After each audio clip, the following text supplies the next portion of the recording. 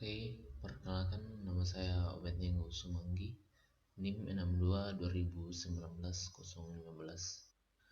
Di sini saya akan menjelaskan bagaimana analisis perhitungan matematis untuk menghitung jalur terpendek menggunakan algoritma Dijkstraat dalam permasalahan shortest path problem. Nah, di sini saya akan mulai dengan sebuah graf yang kita bisa lihat di gambar di samping. Itu A, B, C, D, E, F. Nah, di sini saya akan visualisasikannya, akan menjelaskan secara terperinci. Saya akan memulai dengan sebuah graf.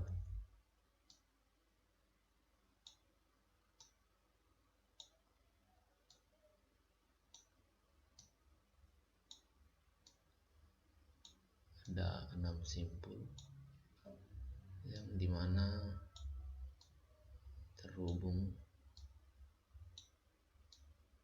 satu sama lain.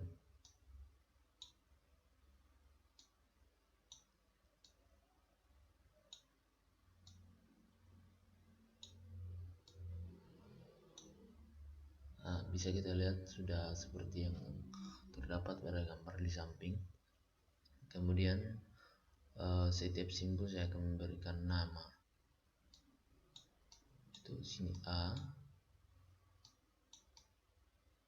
B, C, D, E, F. Nah, berdasarkan di sini data yang kita dapatkan dari peta atau Google Maps dengan pembagian kategori dari ekonomis, excellent, dan premium. Saya akan mulai dari ekonomis, yaitu dimana rute awal keberangkatan atau rute tujuan kita yaitu A sebagai A sebagai awal keberangkatan dan F sebagai rute tujuan.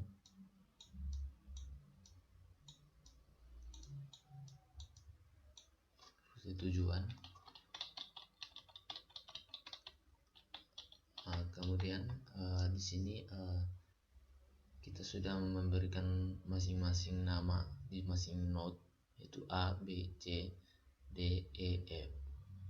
Kemudian yang kedua yaitu memberikan setiap bobot atau jarak ke setiap masing-masing titik. Di sini terdapat yaitu 4,1. Di sini ada 6,2 dan 2, dari B ke C itu 2,9, C ke E ada 2,5,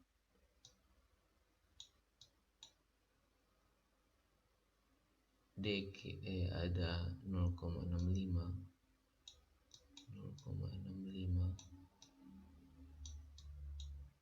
dan E ke F ada 1,2,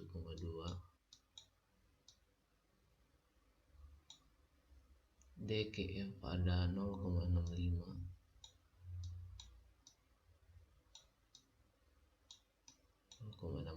dan P ke D ada 1,0.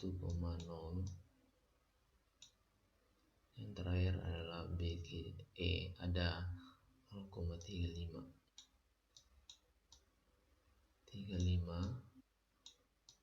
Nah, di sini kita sudah melihat semua masing-masing titik sudah diberikan bobot atau jarak masing-masing. Kemudian kita akan melakukan ini untuk kita membeli A sebagai kota asal atau awal keberangkatan. Jadi di sini akan diberikan masing-masing node. Di sini ada bintang sebagai tak hingga, atau vertex dan edge-nya, bintang dan nol.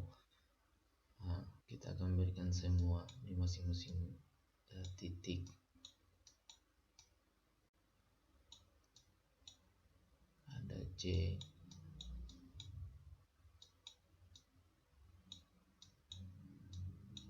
E,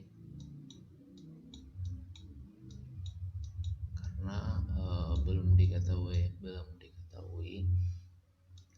kita menerapkan untuk tak hingga di sini. Ada D,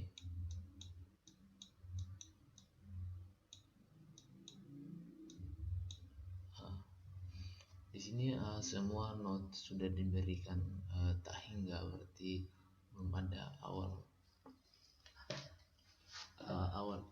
keberangkatan. Kemudian kita milih A sebagai awal keberangkatan atau kota asal. Jadi kita mulai dari A. Kita melihat simbol mana yang terhubung langsung dengan A, yaitu ada B, kemudian A ke C. Di sini kita akan melihat perbandingan jarak, itu untuk A ke C ada 6,2 dan A ke B ada 4,1.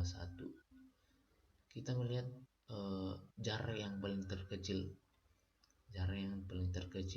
yaitu 4,1. Kita memilih A ke B sebagai jarak yang paling terkecil,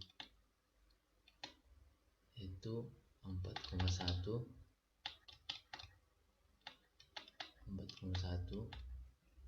A ke B 4,1. Jadi untuk menuju ke kota B, tentunya kita memilih titik A. Di sini digambarkan A, 4,1.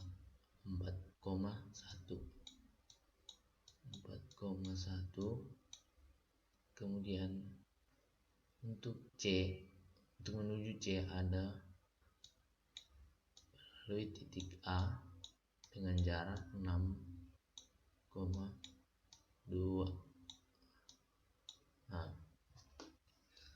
Setelah melihat perbandingan jarak yang paling terkecil, kita memilih titik B sebagai jarak atau bobot yang paling terkecil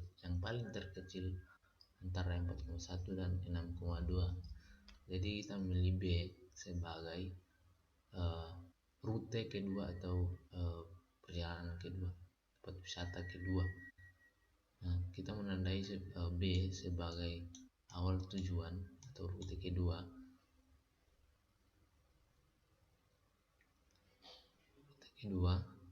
Di sini saya akan menghapus karena sudah jarak A ke B sudah terpilih sebagai jarak yang paling terkecil.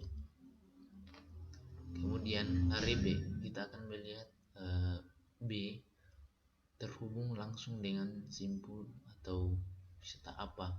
Jadi B ada terhubung langsung dengan D, kemudian B terhubung langsung dengan E, B terhubung langsung dengan C. Sesuai algoritma, yaitu mengulang kembali atau mengulang kembali dari langkah awal, yaitu sebelum penentuan rute B. Sama seperti cara menentukan simpul A untuk menuju B dan C. Kita melihat yang paling terkecil di sini. Kita akan membandingkan untuk menuju B, untuk menuju D ada 1,0.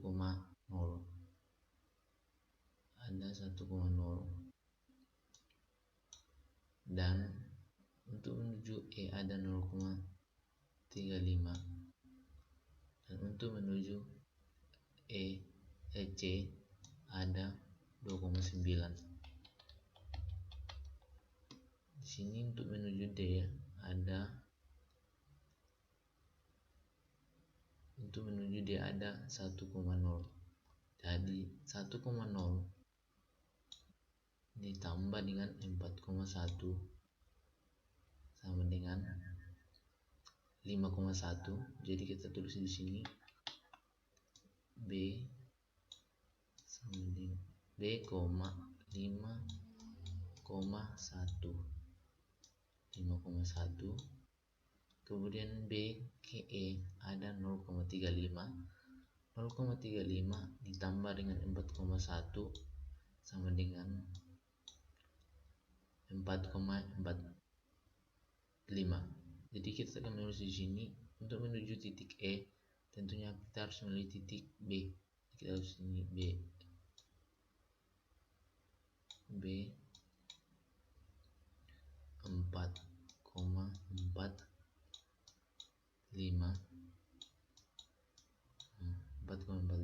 Kemudian C ada 2,9.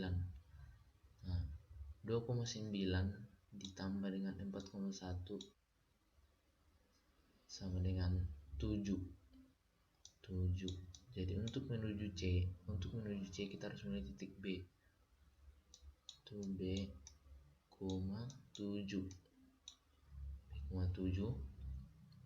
Selanjutnya kita akan membandingkan jarak yang paling terkecil. Jarak yang paling terkecil antara 5,1 kemudian 4,45 dan B dengan X-nya adalah 7, yaitu dari jarak menuju D ada 5,1 dan jarak menuju E ada 4,45 dan jarak menuju C itu ada 7. Kemudian kita akan memilih jarak yang paling terkecil atau bobot yang paling terkecil. Bobot yang paling terkecil yaitu 4,45 sebagai jarak yang paling terkecil di antara 5,1 dan 7. 5,1 dan 7. Di sini saya akan mencoret B 7 karena tidak terpilih sebagai jarak yang paling terkecil. Mencoret. Nah, di sini kita akan memilih sebagai jarak ke E, itu ada 4,45 sebagai jarak yang paling terkecil dengan melalui kota wisata B. Jadi kita akan memilih E sebagai rute ketiga. Kita akan tandai di sini sebagai rute atau rute ketiga, awal dari rute ketiga. Di sini 4,45. Nah, selanjutnya kita akan melakukan langkah seperti awal, yaitu mencari yang paling terkecil yaitu simpul mana yang terhubung langsung dengan E, yaitu ada D, kemudian ada F. Nah, ada F. Nah, kita akan melihat semua bobot masing-masing bobot, yaitu ada 0,65, 1,2. Selanjutnya jarak menuju E ada 1,2 dan jarak menuju D ada 0,65. Nah, 0,65 kita akan memilih jarak yang paling terkecil itu ada 0,65 sebagai jarak yang paling terkecil. Jarak yang paling terkecil berarti kita mengambil D, ya, kita akan mengambil D sebagai jarak yang paling terkecil. Nah, kemudian di sini di titik D kita akan menulis D itu D maaf E untuk menuju D tentunya kita harus menuju titik E. Jadi 0,65 ditambah 4,45 sama dengan 5,1 dan E itu dari E ke F ada 1,2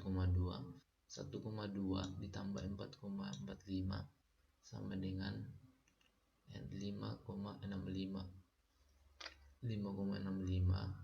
Jadi untuk menuju F tentunya kita harus mulai titik E. Jadi di sini kita akan menulis sebagai titik E, 1,2 tambah 4,5 sama dengan 5,65. Nah, 5,65. Nah, di sini kita kan sudah mengetahui jarak maksimal. Kemudian kita akan membandingkan apakah di titik D jarak menuju titik D lebih kecil daripada titik menuju F. Atau langsung ke kota tujuan. Sini kita akan menetapkan sebagai kota tujuan itu F. Nah, di sini kita akan menghitung melihat jarak yang paling terkecil yaitu 0,65. Nah, 0,65 ditambah dengan 4,45 sama dengan 5,1 dan 1,2 ditambah 4,45 sama dengan 5,65. Di sini kita akan membandingkan jarak yang paling terkecil antara 5,1 dan 5,65, yaitu 5,1 yang adalah jarak yang paling terkecil. Nah, berarti kita akan memilih titik atau kota selanjutnya yaitu D sebagai kota selanjutnya atau rute keempat. Nah, dari D itu terhubung langsung dengan F atau sebagai kota tujuan. Jadi 5,1 ditambah 0,65 yaitu jarak dari D ke F 0,65 sama dengan 5,75. Jadi kita untuk menuju F atau sebagai kota tujuan tentunya kita harus mulai titik D sini 6,5 tambah 5,1 ada 5,75. Nah, berarti kita sudah selesai atau sudah sampai di kota tujuan kita yaitu F sebagai jalur ekonomis. Kemudian setelah menghitung semua jarak, kita akan melihat di sini sebagai untuk kota tujuan di sini ada F. Kota tujuan kita F dari A menuju F sebagai jalur ekonomis.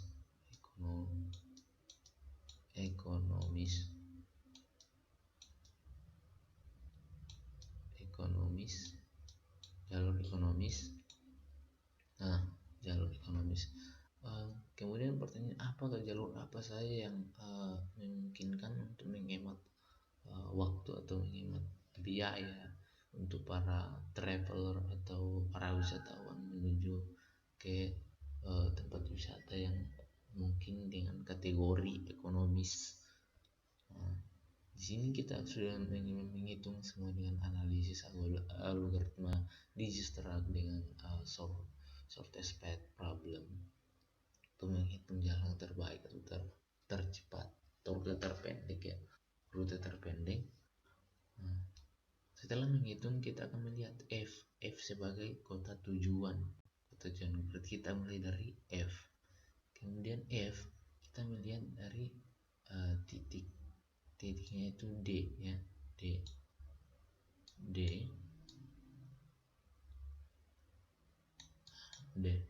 dari D ini adalah titik D kita melihat titik yang paling terkecil tadi itu E ya, E di sini E. di sini setelah E ada B dari titik E tadi ya, B sebagai rute ketiga, ada B itu si B. Kemudian dari B ada itu A, ada A, tulis A. Nah, jadi di sini adalah kota awal atau awal keberangkatan atau titik awal ya.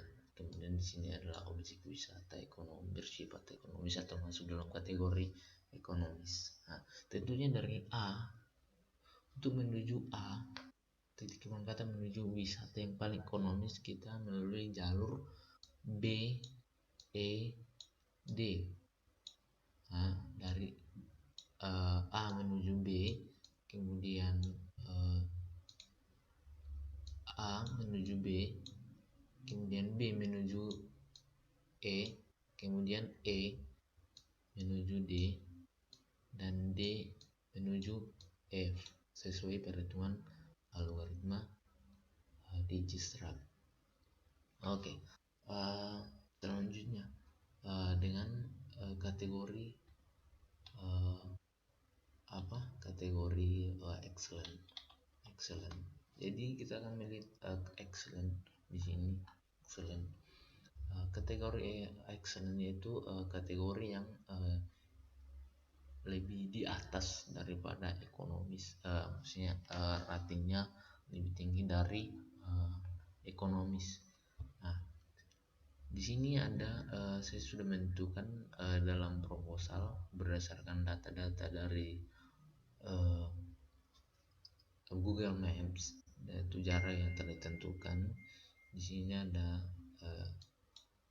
D sebagai jalur excellent, dan F tadi itu adalah jalur ekonomis,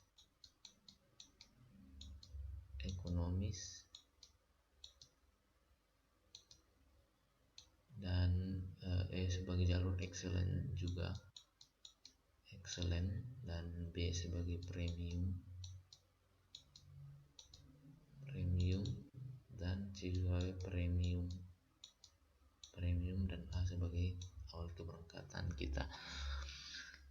Kemudian untuk menghitung dari excellent, kita menggunakan jalur terpendek, yaitu dari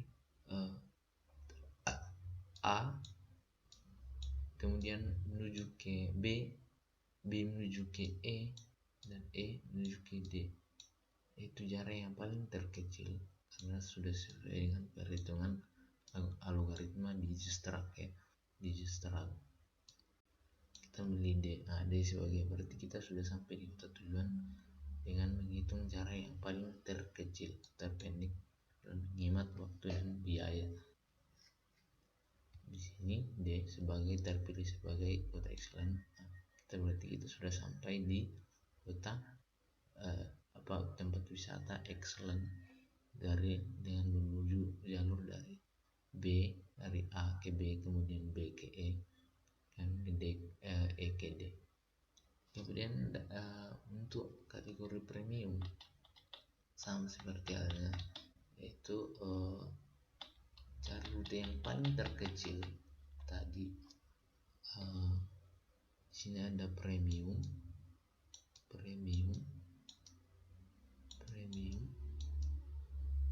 Nah, di sini sudah premium dari jarak yang paling terpendek, itu dari jalur A ya. Langsung itu dengan 4,1 yang sudah dihitung dengan Dijkstraat perbandingannya. Jadi rute dari ekonomis kemudian excellent itu premium itu dari data yang paling terkecil. Nah, sehingga memudahkan untuk para wisatawan dan traveler untuk menentukan jarak, menghemat waktu dan biaya. Dari permasalahan yang kita dapatkan, biasanya banyak traveler atau wisatawan yang kebingungan untuk menentukan wisata-wisata mana yang dianggap efisien untuk menghemat waktu dan biaya, sehingga di sini sudah dikategorikan dalam excellent dan premium untuk memudahkan mereka. Mungkin itu saja penjelasan dari saya. Semoga bermanfaat. Saya Abnego Sumanggi mengucapkan terima kasih.